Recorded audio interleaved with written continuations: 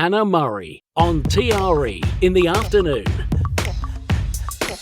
And with us on the line now is Dennis Mcnally, an author, historian and music publicist who lives in San Francisco. His latest book, The Last Great Dream, How Bohemians Became Hippies and Created the Sixties, is a riveting social history of everything that led up to the 1960s counterculture movement. Few cities represent the counterculture movement of the 60s more than San Francisco. Welcome to the show, Dennis. Thank you. I'm glad to be here. It's lovely to have you with us. So this must have been a really fun project, I guess, to put this book together and look back over history. Yes, it was fun. I had done books on Kerouac and the Grateful Dead and the sort of the deeper background already. And I wasn't even expecting to write this book. And then I was commissioned to do curate a photo show that celebrated the Summer of Love. This was back in 2016. The 50th anniversary of the Summer of Love was coming, and the museums and whatnot of San Francisco were all, excited, as you might imagine. And I started, poking around with these pictures, and then it dawned on me that it really was a book, where all this hippie thing came from. Mostly, in my opinion, because most of the issues, the major issues that the 60s so emphasized about peace and about sexual exploration and psychedelics and all that stuff still exists. It's still part of our lives, even though we don't live in very peaceful times. Mm. And tell us more about the real significance of San Francisco in this time and how a lot of what we're talking about started there. It did. The patterns of hippie largely started in San Francisco. They were met with instant receptiveness all over the United States and in Europe, and so it was sort of a movement waiting to happen, as it were. But the thing about San Francisco is there's a number of unique aspects. One is that cities, generally speaking, are created by economic factors. They're places to do business. And San Francisco, as a living social institution, was not created by business people, by people with a plan. It was created by a bunch of crazy people who did not fit into the East Coast of the United States, and or in Chile or in Canton, and gambled. That is to say, gambled their lives on finding gold. And from the very beginning, there was this toleration for the crazy, this looseness about San Francisco, which really has lasted perhaps up until the very, very recent present. And even now, there's a streak of it.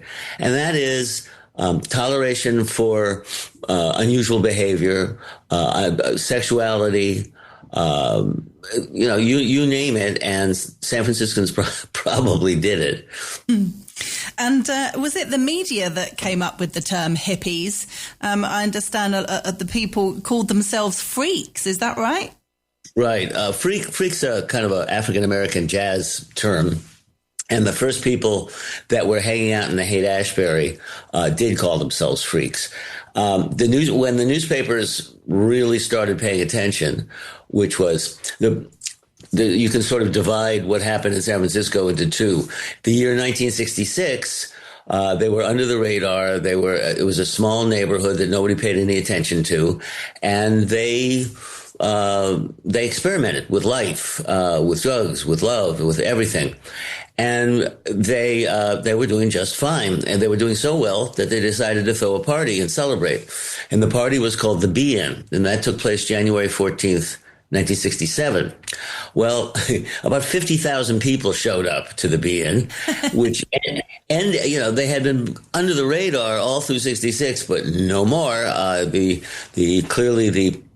When you have that many people come to a party, it gets them. I might add, by the way, that the police presence at the event consisted of 2 mounted patrolmen. That was it. The police, apparently the San Francisco Police Department, even though they, promoted it, and had a press conference even, just had expected nothing and paid no attention. And it worked fine. There was certainly no violence, and as a matter of fact, the field was cleaner when they left it than when they arrived. Amazing. Yeah, no, they really worked hard on that. So the fact is, but from then on, everyone wanted to know what was going on, and as I said, as you said, the media freak has an edge to it. Yeah. And it's kind of goody. Hippie sounds so much sweeter. And so the media came, said, no, these are hippies.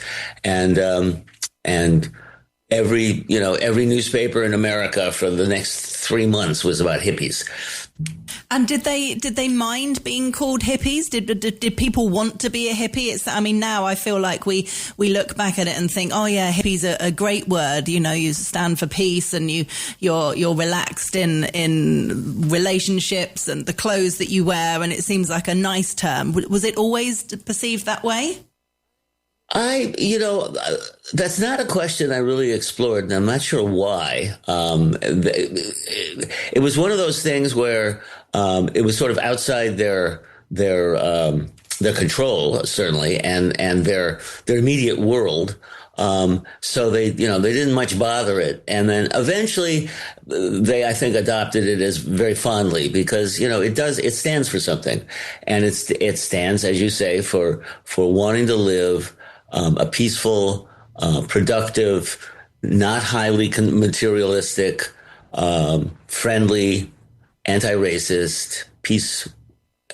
And you can't emphasize the word peace too much. Yeah. Life. It didn't affect politics.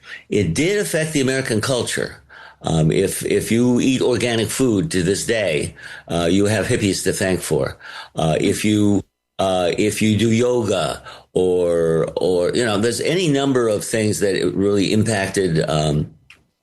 I think most of the sexual issues that are currently in the United States, in particular regarding trans people, derive going back to the gay explosion in San Francisco in the 70s, and before that image of gentle male hippies wearing necklaces, which would at that point was sort of considered effeminate, and girls wearing pants because the dress got challenged too, and as a result, there was just an exploration, and that has evolved all the way into acknowledging the 1 million Americans who have challenged their own birth sexuality. Yeah. And also at the time, there was a big poetry renaissance in San Francisco. Was that connected to the hippie movement too? Absolutely. When you get out if you look at pictures of the Great Be-In, yes, Grateful Dead and other bands played, but before them, the poets read. There was a direct lineage from beat to hippie. Those poets, many of those poets were in the neighborhood and were fascinated with what was going on and were sort of mentors and elders. And really, my research starts the story with a man named Kenneth Rexroth and another man named Robert Duncan, who were two poets who met during World War II. And their energy and their brilliance really developed a very booming San Francisco poetry scene long before Allen Ginsberg got to San Francisco to read Howell, to write and read Howell. So yes, it was them, and it was the local art students who picked up on the message and who sort of decided that they weren't going to live in a conventional fashion, and that the Bohemian tradition of art, love, and maybe a little wine will carry you through. Yeah. And when we talk of hippies and the movement, we're obviously talking about the 60s and going into the 70s as well in some stages.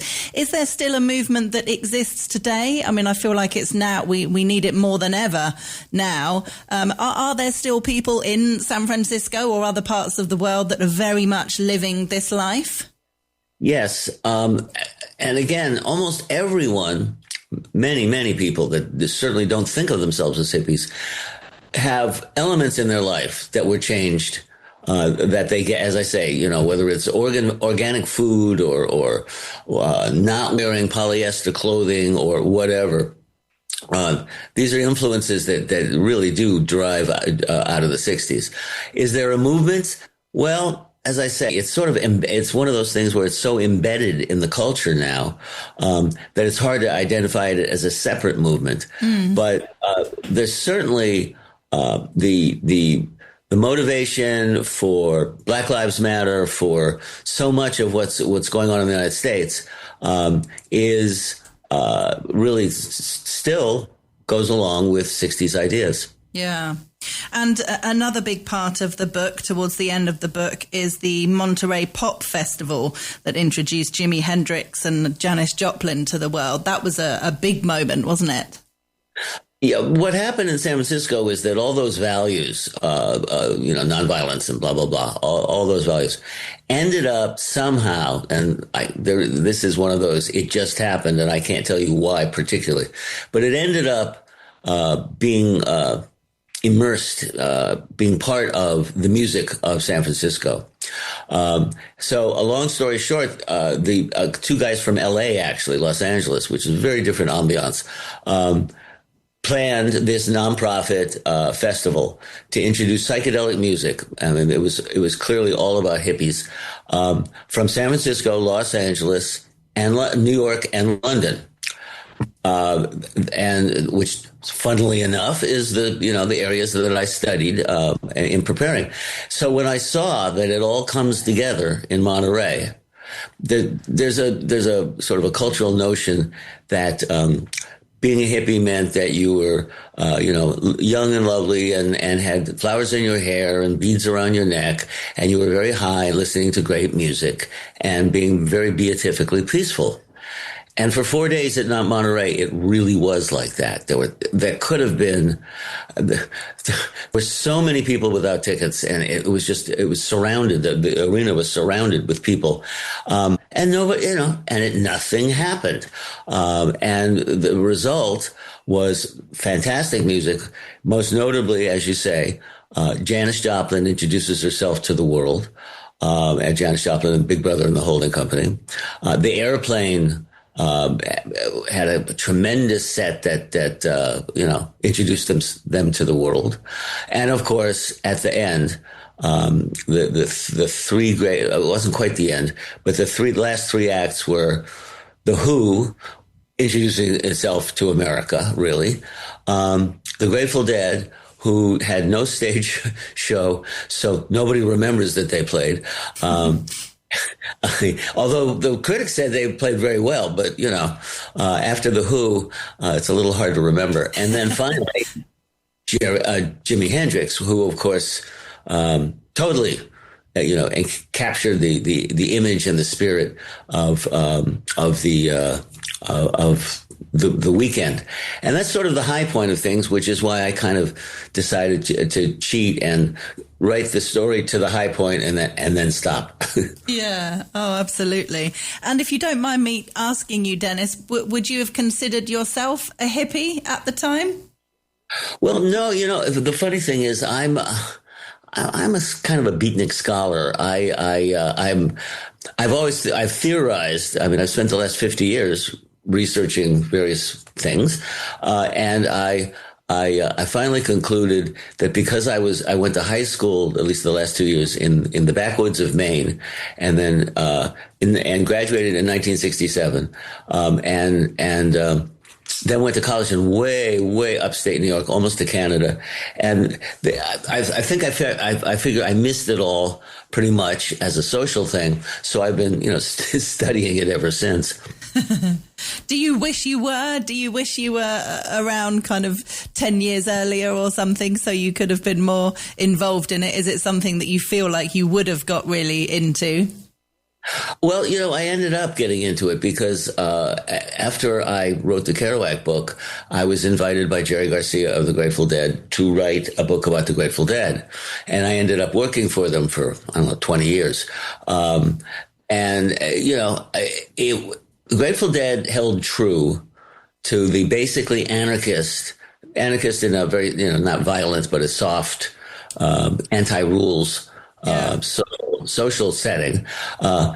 It was a functioning anarchy that was, a brilliant example of what could be if you minimized the rules and maximized the concern for each other.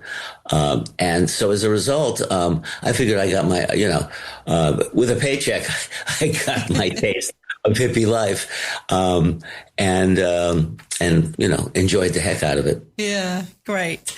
Well, if listeners want to get a copy of The Last Dream, How Bohemians Became Hippies and Created the Sixties, it's available now on our website, tre.radio, in the bookshop section, and it's by Dennis Mcnally, who we've been chatting with today. Dennis, thanks so much for joining us.